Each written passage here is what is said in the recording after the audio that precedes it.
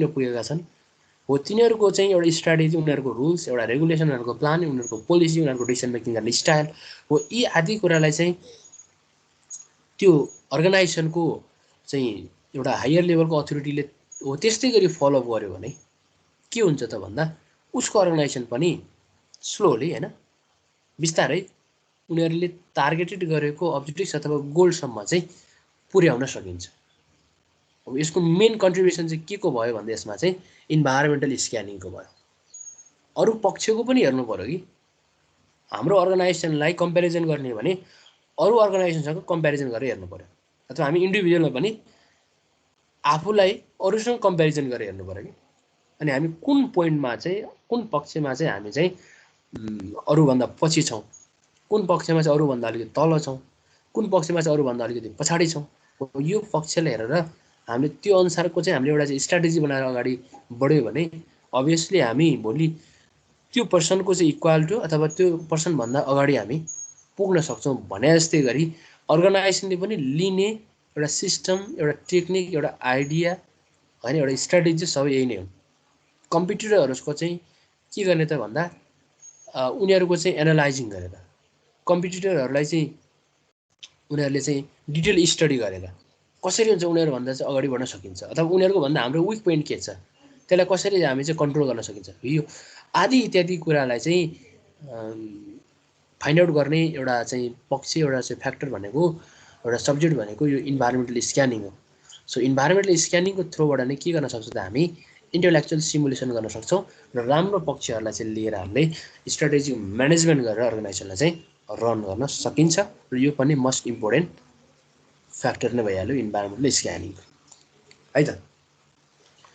अर्को चाहिँ छ इमेज है, अथवा यसलाई हामी अर्कोमा इमेज बिल्डिङ पनि भन्न सक्छौँ। यो भनेको अर्गनाइजेसनको इमेज बिल्डिङ गर्ने काम क्या। इन्भाइरोमेन्टल स्क्यानिङ गरिसके पछाडि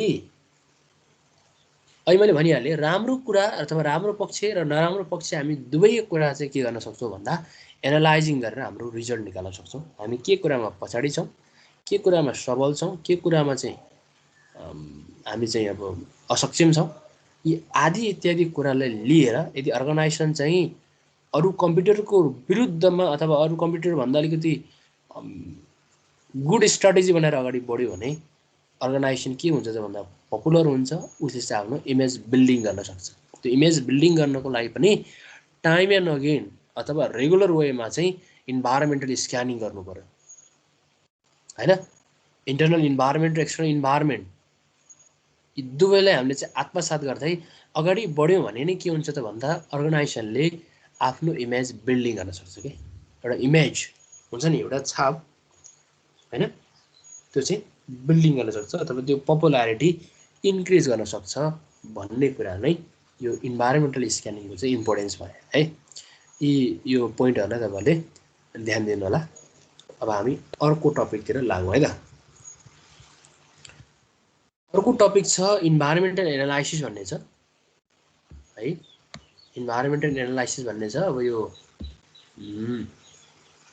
अर्को टपिक हो यो चाहिँ है। इन्भाइरोमेन्टल एनालाइसिस भनेको चाहिँ के हो भन्दाखेरि मेन यो इन्भाइरोमेन्टल एनालाइसिस भनेको नै मोनिटरिङ द इन्भाइरोमेन्ट। इन्भाइरोमेन्टलाई मोनिटरिङ गर्ने फ्याक्टर नै के हो त भन्दा यो इन्भाइरोमेन्टल एनालाइसिस हो है। यो इन्भाइरोमेन्टल एनालाइसिस गर्नुको मेन कजेज नै त्यही नै हो, इन्भाइरोमेन्टलाई मोनिटर गर्ने है। कुरो बुझ्नु पनि इन्भाइरोमेन्टल मोनिटरिङ गर्ने कि के भइराखेको छ, इन्भाइरोमेन्ट कुन वेमा रन भइराखेको छ है। इन्भाइरोमेन्ट भन्नासाथ तपाईँले कुरा कार्य बुझ्नु पर्यो इन्टरनल इन्भाइरोमेन्ट र एक्सटर्नल इन्भाइरोमेन्ट है। इन्टरनल फ्याक्टरहरू र एक्सटर्नल फ्याक्टरहरू चाहिँ त्यसलाई मोनिटरिङ गरिराख्ने प्रोसेसलाई नै हामी के भन्छौँ त भन्दा इन्भाइरोमेन्टल एनालाइसिस गर्ने काम भन्छौँ। हेर्ने मात्रै क्या, त्यसलाई मोनिटरिङ मात्रै गर्ने काम नै इन्भाइरोमेन्टल एनालाइसिस हो है। अब यो हाम्रो इन्भाइरोमेन्टल स्क्यानिङकै टपिकमा आएको हुनाले यसलाई पनि अलिकति हाम्रो कुराकानी गरौँ। यो स्क्यानिङ र एनालाइसिसको पार्ट हो, अब सिमिलर जस्तै हुने यसमा चाहिँ अब एनालाइसिस भनेको यसको मेन वर्क चाहिँ भनेको मोनिटर मात्रै गर्ने, इन्भाइरोमेन्टको चाहिँ मोनिटरिङ मात्रै गर्ने कि है, त्यो प्रोसेस नै भयो। यो प्रोसेस चाहिँ यसको अर्गनाइजेसनको चाहिँ अनगोइङ प्रोसेस हुन्छ कि, मोनिटर गर्ने प्रोसेस भनेको अनगोइङ भनेको यो चाहिँ कन्टिन्यू रूपमा चाहिँ चलिराख्ने हुन्छ। र यो इन्भाइरोमेन्टल स्क्यानिङ गरिसके पछाडि हामीले यो बिजनेस अर्गनाइजेसनले कतिको चाहिँ मोनिटर गरिराखेको छ हैन, एउटा अर्गनाइजेसनले आफ्नो डिफ्रेन्ट इन्भाइरोमेन्टलाई चाहिँ कतिको मोनिटर गरिराखेको छ, आफ्नो स्ट्राटेजिक एक्टिभिटिजहरु चाहिँ उनीहरूले चाहिँ यो इन्भाइरोमेन्टल स्क्यानिङ गरिसके पछाडि different plan and policies strategic management system त ल्याएको हुन्छ। अब त्यो ल्याएको सिस्टमलाई कतिको प्रभावकारी रूपमा चाहिँ त्यसलाई मोनिटर भएको छ, कतिको प्रभावकारी रूपमा चाहिँ त्यसलाई चाहिँ युज गरेको छ, यी आदि सबै कुराहरूलाई चाहिँ मोनिटरिङ गर्ने अनगोइङ प्रोसेसलाई नै हामीले इन्भाइरोमेन्टल एनालाइसिस भनेर भन्छौँ है, जसमा हामीले डिफ्रेन्ट अब वेबाट कलेक्सन गरेको डिटरमाइन गरेको अपर्च्युनिटिज र थ्रेट्सलाई चाहिँ त्यो अर्गनाइजेसनले कतिको मोनिटर गरिराखेको छ, त्यो अर्गनाइजेसनले कतिको फलो गरिराखेको छ भनेर यस्ता फ्याक्टरहरूको चाहिँ मोनिटरिङ गर्ने काम नै इन्भाइरोमेन्टल एनालाइसिस हो है। जेनरल इन्भाइरोमेन्टहरू हुन्छन् हैन, जेनरल इन्भाइरोमेन्ट, टास्क इन्भाइरोमेन्टहरू हैन, त्यसलाई चाहिँ हामी एक्सटर्नल इन्भाइरोमेन्टका फ्याक्टरहरू भनेर भन्छौँ हो। त्यस्ता फ्याक्टरहरूलाई चाहिँ हामीले स्टडी गरिसके पछाडि चाहिँ के अचिभ गर्न सकिन्छ भन्दा स्ट्राटेजिक कम्पिटिटिभनेस हैन, त्यसै गरी हामीले कम्पनीको डिफ्रेन्ट चाहिँ अब अचिभमेन्टहरू हैन, कस्तो चाहिँ स्ट्राटेजिक चाहिँ हामीले सिस्टमलाई फलो गर्दाखेरि कस्तो चाहिँ अचिभमेन्ट भयो हैन, अब न्यू स्ट्राटेजिक चाहिँ हामीले सिस्टमलाई फलो गर्दाखेरि चाहिँ कस्तो चाहिँ अचिभमेन्ट होला, यी सबै कुरालाई चाहिँ युज गर्दै स्ट्राटेजिक म्यानेजमेन्टलाई फलो गर्दै हैन त्यसलाई मोनिटर गर्ने काम, त्यो इन्भाइरोमेन्टलाई यदि मोनिटर गर्ने काम हुन्छ भने त्यसलाई चाहिँ हामी इन्भाइरोमेन्टल एनालाइसिस भनेर भन्छौँ। र यो प्योर अनगोइङ प्रोसेस पनि हो। इन्भाइरोमेन्टल एनालाइसिस भनेको चाहिँ यो अनगोइङ प्रोसेस भनेको कन्टिन्यू रूपमा चाहिँ चलिराख्ने प्रोसेस भयो, कन्टिन्यू रूपमा के चाहिँ कहिले पनि इन्ड हुँदैन। कुनै पनि अर्गनाइजेसनको चाहिँ इन्भाइरोमेन्टल एनालाइसिस गर्ने पक्ष भनेको यो चाहिँ अनगोइङ प्रोसेस हो है। जस्तै स्क्यानिङ गर्ने एउटा टाइम पिरियड हुन्छ भने यो इन्भाइरोमेन्टल एनालाइसिस गर्ने टाइम पिरियड हुँदैन, यो चाहिँ अनगोइङ हो, जतिखेर पनि हुन्छ। किनभने जतिखेर पनि जति बेला पनि यो डिफ्रेन्ट इन्भाइरोमेन्टल फ्याक्टरहरू चाहिँ चेन्जेस भइराख्ने हुन्छन्, त्यसलाई हामी हाम्रो कन्ट्रोलमा राख्न सक्दैनौँ होला। इन्टरनल इन्भाइरोमेन्टलाई चाहिँ हामीले केही मात्रामा मिनिमाइजिङ गर्न सक्छौँ, कन्ट्रोल गर्न सक्छौँ भने एक्सटर्नल इन्भाइरोमेन्टलाई चाहिँ हामी कन्ट्रोल गर्न सक्दैनौँ हैन। डिफ्रेन्ट टेक्निकहरू जस्तै टेक्नोलोजिकल इन्भाइरोमेन्टहरू, त्यसै गरी चाहिँ फिजिकल इन्भाइरोमेन्टहरूलाई, पोलिटिकल इन्भाइरोमेन्टहरूलाई, इकोनोमिक इन्भाइरोमेन्टहरूलाई चाहिँ हामीले कन्ट्रोल गर्न सक्दैनौँ। ती भनेको सबै चाहिँ हाम्रो बसभन्दा बाहिरको भए हो। अब त्यो इन्भाइरोमेन्टमा केही फ्याक्टर चेन्ज हुनासाथ हामीले के गर्नुपर्ने हुन्छ अर्गनाइजेसनले भन्दा, केही फ्याक्टर त्यो एक्सटर्नल इन्भाइरोमेन्टमा चेन्ज हुनासाथ अर्गनाइजेसनले चाहिँ सतर्क एटेन्सन पोजिसन लिइहाल्नुपर्ने हुन्छ कि त्यो फ्याक्टरले अर्गनाइजेसनलाई चाहिँ कुन पक्षमा कस्तो असर पार्छ हो, त्यो पक्षलाई मोनिटर गर्ने काम नै इन्भाइरोमेन्टल एनालाइसिस हो हैन। जस्तै तत्काल बैठक बस्नुपर्ने भन्ने चाहिँ एउटा हामी कुराकानी सुन्छौँ नि त, तत्काल मिटिङ चाहिँ रन गर्नुपर्ने। किन त भन्दा त्यो फ्याक्टरले चाहिँ, त्यो इन्भाइरोमेन्टल फ्याक्टरले चाहिँ डाइरेक्टली इफेक्ट पारिसकेको हुन्छ अर्गनाइजेसनलाई। अनि त्यसपछि के हुन्छ त अर्गनाइजेसनमा तत्काल चाहिँ तुरुन्तै चाहिँ डिसिजन गर्नुपर्ने हुन्छ, मिटिङ अर्गनाइजिङ गर्नुपर्ने हुन्छ हैन। र यो एनालाइजिङ गर्ने पाटो भनेको त्यो हायर लेभल अथोरिटीले गर्ने हो, हायर लेभल चाहिँ अब मेन पावरले गर्ने हो। त यो इन्भाइरोमेन्टल एनालाइसिस गर्ने पाटो अब कसले जिम्मा लिएको हुन्छ त भन्दा यो हायर लेभल अथोरिटीले नै लिएको हुन्छ, जो चाहिँ अर्गनाइजेसनको चाहिँ एउटा रेस्पोन्सिबल पोजिसनमा रहेको हुन्छ। अर्गनाइजेसनको एउटा चाहिँ रेस्पोन्सिबल एउटा चाहिँ एक्जिक्युटिभ पोजिसनमा रहेको हुन्छ। त्यो पर्सनले नै के गरेको छ त भन्दा यो इन्भाइरोमेन्टललाई चाहिँ उसले एनालाइसिस गरिराखेको हुन्छ। उसले चाहिँ माइक्रो लेभलबाट चाहिँ उसले चाहिँ इन्भेस्टिगेसन गरिराखेको हुन्छ, उसले हेरिराखेको हुन्छ, लुकिङ गरिराखेको हुन्छ। अनि जब इन्भाइरोमेन्टमा कुनै एउटा चाहिँ त्यस्तो चाहिँ चेन्जेस आउँछ, कुनै एउटा उथलपुथल हुन्छ, त्यसपछि अर्गनाइजेसनको चाहिँ हायर लेभलमा चाहिँ बसेको एउटा चाहिँ मेन पावर हुन्छ, एउटा चाहिँ पर्सनल हुन्छ। त्यो पर्सनलले चाहिँ तत्काल अर्गनाइजेसनलाई चाहिँ त्यही अनुरूप चाहिँ त्यही स्ट्रक्चरमा चाहिँ अर्गनाइजेसनलाई चाहिँ लानुपर्ने हुन्छ कि हो। सो इन्भाइरोमेन्टल एनालाइसिस गर्नु पनि it is very much importance to the organization. Organization चाहिँ अर्गनाइजेसनको लागि एकदमै इम्पोर्टेन्स हो है त। ओके, अब हामी अर्को प्रोसेस अफ इन्भाइरोमेन्टल एनालाइसिसमा जाउँ।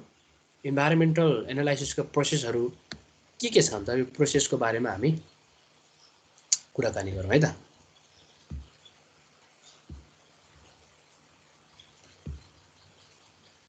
ओके, फर्स्टमा छ स्क्यानिङ गर्ने काम है। अब इन्भाइरोमेन्टल स्क्यानिङको काम छ यो। अब हामीले अहिले भनिहाल्यौँ इन्भाइरोमेन्टल स्क्यानिङ अहिले हामीले स्टडी गरिसकेका छौँ। त्यो स्क्यानिङबाट हामीले डिफ्रेन्ट फ्याक्टरहरू चाहिँ फाइन्ड आउट गरेका हुन्छौँ हैन। अपर्च्युनिटीहरूलाई, थ्रेट्सहरूलाई चाहिँ, इमर्जिङ च्यालेन्जहरूलाई चाहिँ हैन, अनि विकनेस पोइन्टहरू हैन, स्ट्रेन्थनेस पोइन्टहरू, यी सबै कुराहरू चाहिँ हामीले स्क्यानिङबाट चाहिँ फाइन्ड आउट गर्छौँ। फर्स्टमा स्क्यानिङ नै गर्ने अर्गनाइजेसनले, अनि स्क्यानिङ गरिसके पछाडि डिफ्रेन्ट फ्याक्टरहरू चाहिँ फाइन्ड आउट भएको हुन्छ है, फाइन्ड आउट भएको हुन्छ क्या त्यसमा। अनि त्यसपछि त्यो स्क्यानिङ गरिसकेपछि हामी डिफ्रेन्ट इन्फर्मेसनलाई ग्यादर गर्न सक्छौँ।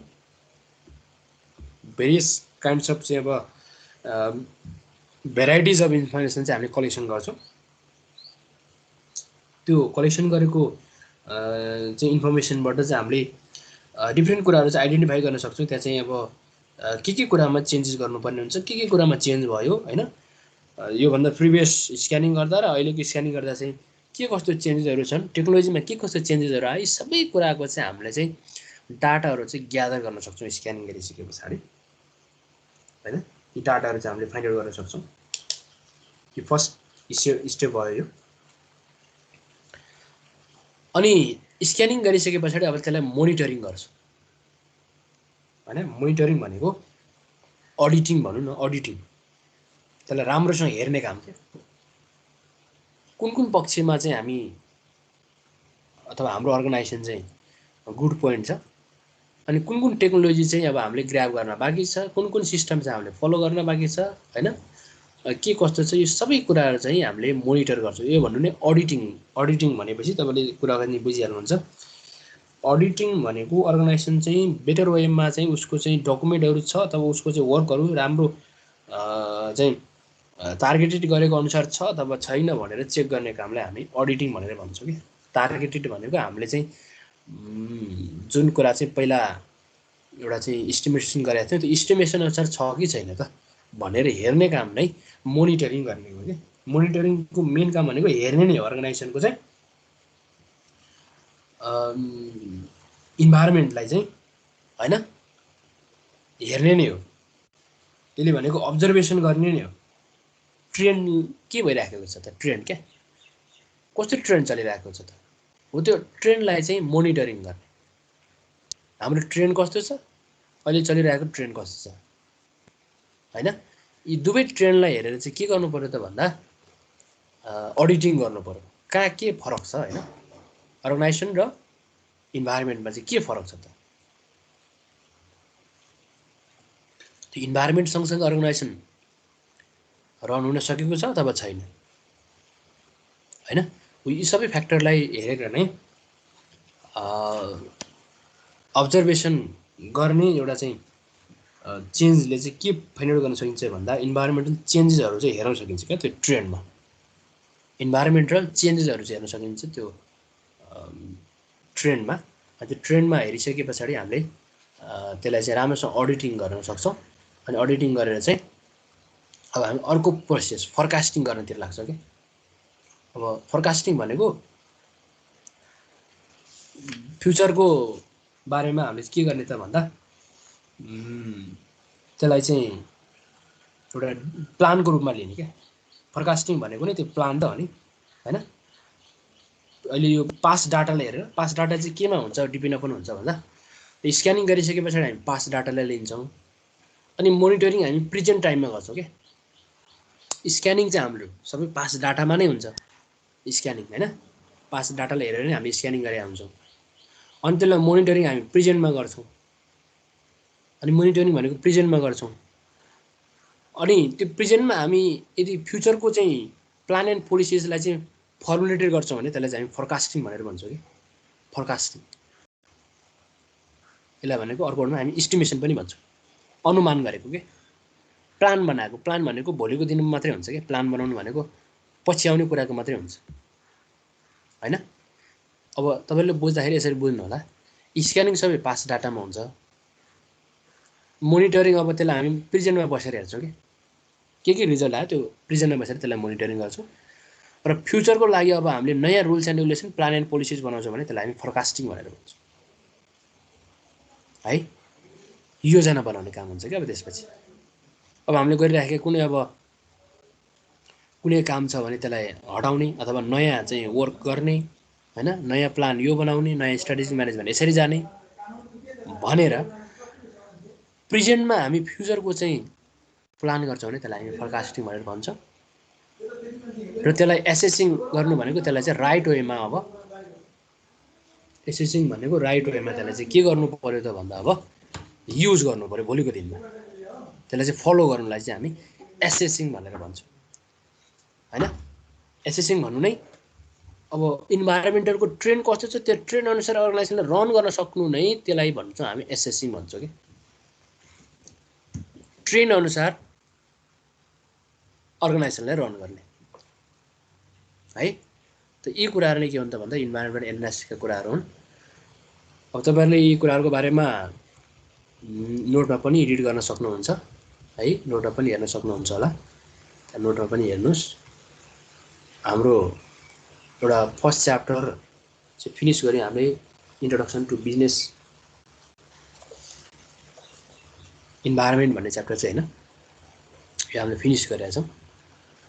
अब तपाईँहरूले यसको चाहिँ क्वेसन एन्सर गर्नुपर्ने हुन्छ। त्यो क्वेसन एन्सर चाहिँ अब मैले तपाईँले केमा सजिलो